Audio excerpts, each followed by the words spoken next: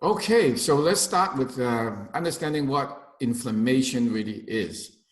Now, it's quite interesting that up to 30 years ago, the concept of inflammation as being something that is bad for our body has never been really explored. We know that inflammation is part of a normal physiological response. Let's say you sprain your ankle, it's going to turn red, it's going to swell up, it's going to be hot, and you're going to have pain and you're going to have loss of function. This is all part of the body's inflammation response, and we know it's a good thing. Now, the problem really comes is that when the body inflammation response, as we will go into that, becomes kind of gone haywire, okay? So let's start off first. Dr. Jeremy, tell us more about inflammation. Huh? So, inflammation is classically characterized by, like you said, Dr. Lam, redness, heat, swelling, pain, and loss of function. And so again, inflammation is a normal part of your body's defenses. For example, your body has a fever when it comes into contact with a virus or a foreign pathogen because it's trying to get rid of that foreign pathogen. And it's harder for viruses and bacteria to survive at higher temperatures. So the fever also helps activate the body's immune system, which is one important part of the inflammation circuit.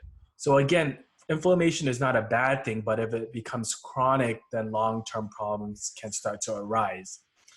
Now, before we talk about the inflammation circuit, Dr. Lam, why don't you just tell us about the whole neuroendometabolic stress response in relation to the inflammation circuit? Okay, now our body is designed and has evolved through all these years to adapt to the environment whenever there's stress. Now, stress can be physical or emotional. And in the old days, stress means that you have to face a tiger that's running after you and trying to eat you up. In modern days, stress is really about more emotional than the physical stress. However, the body doesn't understand that. The body's reaction to stress is the same. And it has actually three components. One is the neurological system that kicks in. One is the endocrine system that kicks in. And one is the metabolic system that kicks in. And I say those words loosely, but each of these components are actually multi-compartmentalized, okay? And when you combine these three things together, you get what we call the neuroendometabolic stress response. It's like an orchestra with the wind section, the string section, and the percussions. So when you have all these three work together, they orchestrate an overwhelming, well-designed, perfect response to any stress when it comes. And so this stress response, which we call neuroendometabolic stress response, or I'll call in short NEM stress response, or neuroendometabolic, has 6 different circuits, 6. And each circuit is responsible for a certain part of the response and is activated in a certain time in sequence to help the body deal with stress. They are the inflammation circuit, the detoxification circuit, the hormonal circuit, the bioenergetic circuit, the cardionomic circuit, as well as a neuroaffect circuit. Now, today we're going to focus more on the inflammation circuit, okay? So the body combines these circuits and they activate it, as I said, at a certain time in perfect sequence. Sometimes it's the inflammation circuit, sometimes the cardionomic circuit, sometimes it is the detoxification circuit, but collectively they form a wonderful symphony with a design to prevent the body from being overcome by stress. And if the stresses, however, become too big, then these circuits can therefore become compromised. They become dysregulated, or they can be damaged or broken. And that's when the signs and symptoms happen, okay? All right, Dr. Carey, let's talk about specifically the inflammation circuit. Right. The inflammation circuit is regulated by 3 main organ systems. The first is the immune system, the second is the GI tract, and the third is the microbiome. And these 3 systems are the inflammation circuit of the neuroendometabolic stress response.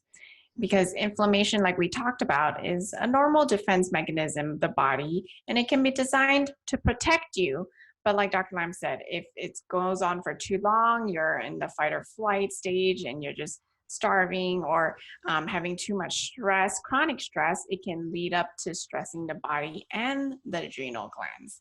So Dr. Jeremy, why don't you tell us about each organ system in more detail? Okay, so the first organ is actually the immune system. And inflammation at its heart is really the immune response in the body. And so when your body is under attack, the immune system will release these inflammatory compounds, which will help deal with the invasion and these foreign pathogens. Now, after the attack, your inflammation comes down and things go back to normal. And this is a normal response. However, if your body and your immune system is constantly being stressed, constantly being attacked, then the inflammation can become chronic and this can lead to problems. Now, the immune system over time can be put into overdrive, leading to some immune-related issues such as autoimmune conditions, getting sick often and constantly feeling under the weather. These are some of the type of issues that can happen when your immune system is just put on overdrive. So long-term inflammation from the immune system will actually result in symptoms as well, like migrating aches and pains, itchiness, fatigue, all right? And the second system that could really get affected would be the GI tract. And the GI tract is very important in your body's defense mechanism to prevent inflammatory compounds from entering your system. But if your gut is not doing well, it can put in these inflammation and actually make things more inflammatory in nature. And some foods are more suspect than others. These include sugars, refined grains, alcohol, processed meats, and dairy. And so these are definitely foods you want to avoid.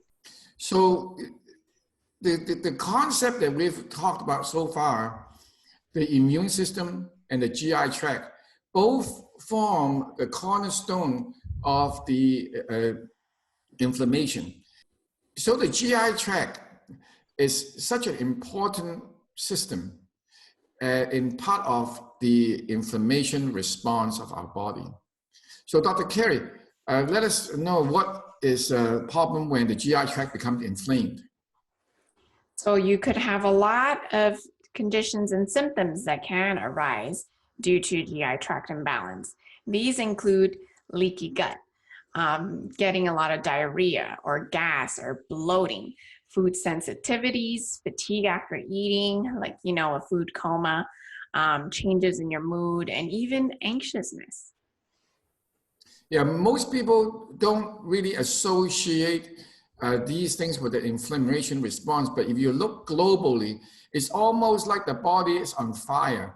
There's a simmering discontent within, and it's this ongoing displeasure that drains the system. It's almost like someone is hitting on you constantly, 24/7, even though you're sleeping, and sooner or later your body wears out. And so that's why these symptoms occur, okay? All right. So Dr. Jeremy, let's go on to the third part of the inflammation circuit. We talked about the immune, we talked about the GI tract, and what is the third part? Okay, so the third and final system of the inflammation circuit is the microbiome. And so the microbiome is a combination of microorganisms that help us stay alive. They protect us against germs. They help break down our food. They produce vitamins for our body. And they also help control our immune system. And so we have many microbiome in many locations, such as our stomach, our intestines, on our skin, even on the vagina and in our nasal passages, we have microbiomes. And of course, one of the most important microbiome is actually lining the gut.